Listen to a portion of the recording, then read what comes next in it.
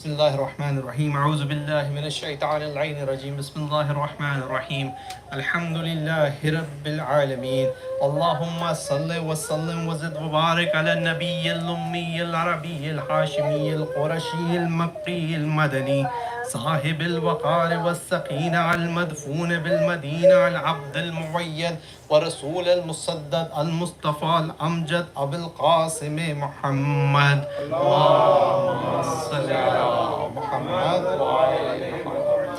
وأهل بيته الطيبين الطاهرين المعصومين المظلومين أما بعد فقد قال الله سبحانه وتعالى في كتاب محكم مبين بسم الله الرحمن الرحيم سلام على نوح في العالمين إن كذلك نجزي المحسنين إنه من عبادنا المؤمنين ثم عرقنا وإنا من شيعته لإبراهيم إذ جابه بقلب سليم صلوات على محمد وعلى محمد. The two verses that I want our attention to be on, it's verse 83 and 84 of Surah Safat, where Allah says, and from among his Shia was Ibrahim, when he came to his Lord with a sound heart, qalb salim. The reason why I was amazed when I opened the Quran, I came across these verses, because in the early days of this lecture series by the Maulana, he's been talking about the concept of Nur in the hearts of the people, the Nur of Wilaya in the hearts of the people, the hearts of the Shia. And previously, when I read the Quran with the translation, when you read the Quran with the translation, especially the Sunni version of the Quran and the translation, they say Ibrahim was among the Shia of Nuh.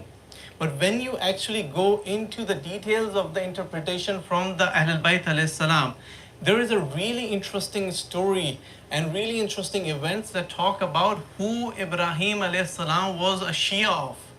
And that shows us a few things. One is who the true Shia are, who are they the Shia of, and what are the conditions of being a true Shia. Not that we say that we are a Shia and we become a Shia. It's not that easy.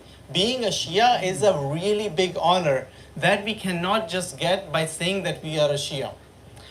So a man said to Imam Ali ibn Hussain alayhi salam, Allahumma salli ala Muhammad wa ali Muhammad. O son of the Prophet, I am one of your Shia. Imam said, do you have that qalb salim that Prophet Ibrahim had? He said, what is that? The Imam then, in another narration from his son, Imam Muhammad al-Baqir alayhi salam, Allahumma salli ala Muhammad wa ali Muhammad. Another person asked the same question and he replied, are you more happy to spend your money on yourself or on your brother who's in need? If you're more happy, the person said, I'm more happy spending the money on myself. That Imam said, you're not the true Shia. You're true Shia if you're willing to sacrifice your money for your brother. That is the example of qalb salim. Your heart is pure. That heart does not have any materialistic goals. That heart only has love of Allah. That is qalb salim. Yesterday when Maulana was talking about Prophet Ibrahim and how Prophet Ibrahim was going into the fire, that is an example when he said, I do not need any help from anyone except from Allah. That is the example of pure qalb salim. And once we have qalb salim, only then we can be the Shia. Because the fourth Imam said that a Shia, I'll just Sallu ala Muhammad wa ali Muhammad.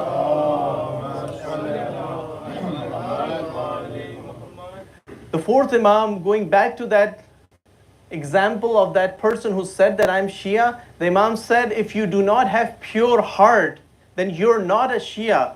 But if your heart is free from impurities, meaning it doesn't have lust and other bad things, then you can say that we are your lover, but you're not a Shia.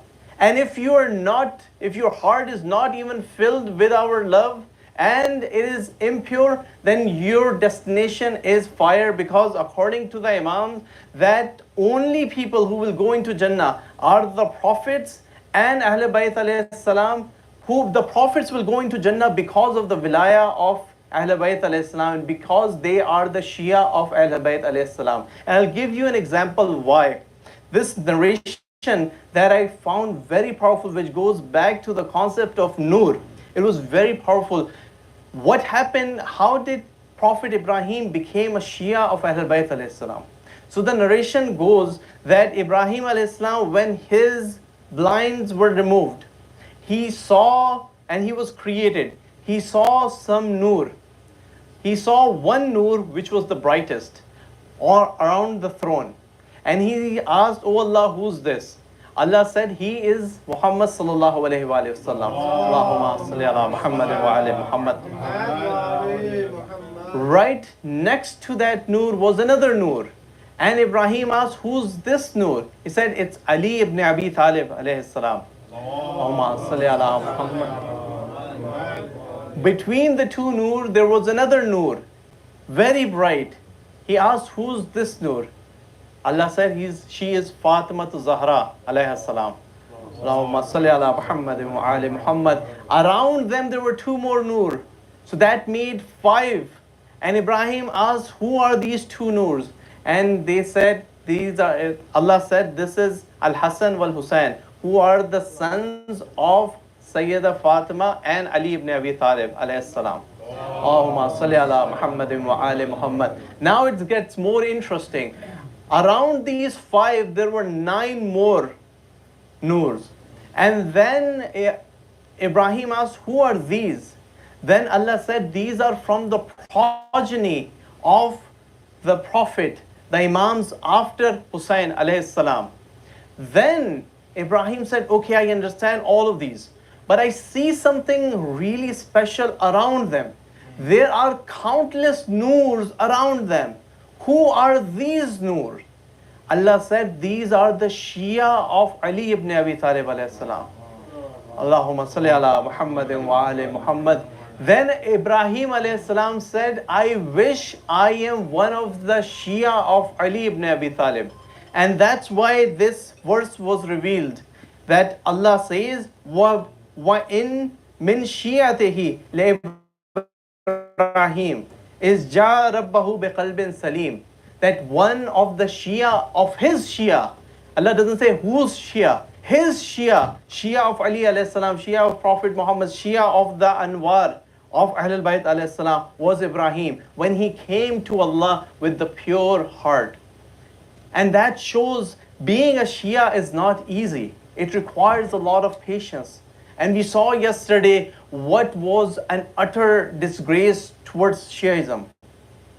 And that's why it is, we all get angry at times. We all get angry. But there is no reason for us to let the shaitan come and influence our ibadah. The struggle that we do for the cause of Ahlul Bayt alayhi salam, shaitan has one purpose, that is to deceive us from that path. Because there is a narration from the 4th Imam that on the day of Ashura, when he was going back from that place, like when all the Asiran Karbala were leaving that place of Karbala, and Imam Zainul Abidin alayhi salam saw the bodies of the martyrs of Karbala, he was very overwhelmed by the scene and saying, "What is this?" He was about to lose his life. Then at that point, Sayyidah Zainab alayhi salam, she told him, "Oh my son, do not be worried, because I've heard from my father and from my grandfather that there will be tombs and shrines over here, and there will be people who will come to visit this place." And she said that the entire narration, when the Prophet was with Sayyidah Fatima Zahra, and angel Jibreel alayhi salam came, and he told what will happen. And then Sayyidah Fatima Zahra asked, "Who will cry on my son?" He said, the Prophet said, "It will be God, Allah will raise a nation who will cry on your son, who will cry, the ladies will cry on the women, the children will cry on the children, the men will cry on the men, and they will stay there forever, and their message will continue. And then the Prophet said, he continued that their names have been listed with us from eternity. We know them by not only their name, but by with their ancestors. And that's why when sixth Imam made a dua that, oh Allah, I pray for you, for the Ahlul Bayt, alayhi salam, and also I pray for my brothers, I pray for myself and all those things. But he also said, I pray for the Zuwar of Imam Hussain alayhi salam, who undertake all of these difficulties and still go to visit the shrine of Imam Hussain alayhi salam. So that, when that happened, something interesting happened. Now I want to connect to how the difficulties happen in our life. Because the Prophet, once he passed away, the Sayyidah Zainab says that I asked, because I was very young, I confirmed this narration with my father, Imam Ali alayhi salam. This narration is from Biharul Anwar. I confirmed on his deathbed when he was about to leave this world, when he was already struck. Imam said, everything is true. And I'll tell you something else, that Shaitan on the day of Ghadir, he was the most disappointed person. He was very disappointed that Allah has shown these people the right path. They will never be misguided. But on the day of Saqifa, Shaitan was the happiest person. In fact, there is a narration in Sulaim bin Qais that the first person who actually came up and said, my greetings to you, O Abu Bakr. You have reached the point where I wanted you to reach. My congratulations to you. On that day, he will be very happy, and he was very happy. And on the day of Karbala, that was the extreme happiness of Shaitan. And he told all of his companions, you do not have to worry about any other religion. You just focus on these followers of Ahlul Bayt alayhi salam. As long as you make them not follow the right path, everyone else is already misguided. You do not have to worry about that. That work is done. This is small group who will be the torch bearers. You just have to deceive these people. And that is what we see when in our majalis, after Matam, all of these things, there is conflict, there is anger and these things. This is fundamentally against the teachings of Ahlul Bayt salam and what Shaitan wants from us. So if any one of us, for any reason, gets angry, this is a recommendation to myself and you and everyone who listens. Just make sure that this is not the person in their right mind. This is Shaitan acting in that person to do something so that everything that the memory of Ahlul Bayt alayhi salam, this right path, can be confused. Sallu ala Muhammad wa ala Muhammad. Allahumma salli ala Muhammad wa ala Muhammad. So the reason I wanted, the two aspects I wanted to share, as we have been sharing in these sessions from the lives of Imam Hussain alayhi salam. I just want to talk about these two aspects and connect them to what is happening in the world today. The example is of a seed. Imam Hussain alayhi salam actually laid the seed of something that will transform the world. Yesterday we talked about the example of a tree, how the tree has roots and how the stem or the trunk of the tree is the reason why the tree remains strong. So in order to have our strong faith, we have to have strong roots. Today I want to give an example of Imam Hussain alayhi salam, how he sacrificed everything. His sacrifice like that of a seed. The seed, what does the seed do? Seed actually sacrifices itself in the soil to give rise to something very different, to a tree. Seed disappears, but the remnants of the seed, the legacy of the seed comes out in the form of a tree, which remains forever, depending on the type of the tree. And that's the example that Imam Hussain alayhi salam, with his sacrifice on the day of Ashura, he laid the foundation of that particular sacrifice in this example of the seed. But the difficulty for that particular seed, that sacrifice was that it had to be given in a soil which was full of filth, which was full of dirt. After 50 years of the Prophet's life, everything had been changed. The world was upside down. People were claiming that there was no wahi, there was nothing. This was all a drama or all made up stuff that Prophet Muhammad did and Banu Hashim did to actually gain power. There was nothing like this. That was the time in which Imam Hussain alayhi salam chose the land of Karbala, which was chosen for him. But he intentionally went over there to actually give his sacrifice. And not only his own sacrifice as the seed, but sacrifice of all of those 72 people who went to Karbala with Imam Hussain alayhi salam. And that's why if you listen, if you read the actual words of Imam Hussain alayhi salam, when he was on his journey to Karbala, he says things like, we will sacrifice our lives, our property, our families for you. This is what the companions were saying. We will fight at your side until we share your fate. May God not allow us to live after you. And then Imam Hussain says the plains of Karbala became the soil where Imam Hussein's seed of sacrifice was fully enveloped. And this is a very important saying that Imam says, if our bodies were created to die, then it is better for a person to die in the way of Allah. Because our bodies are created to die. What better way to die than in the path of Allah? Then Imam says, death has been destined for the descendants of Adam, like a necklace on the neck of young girls.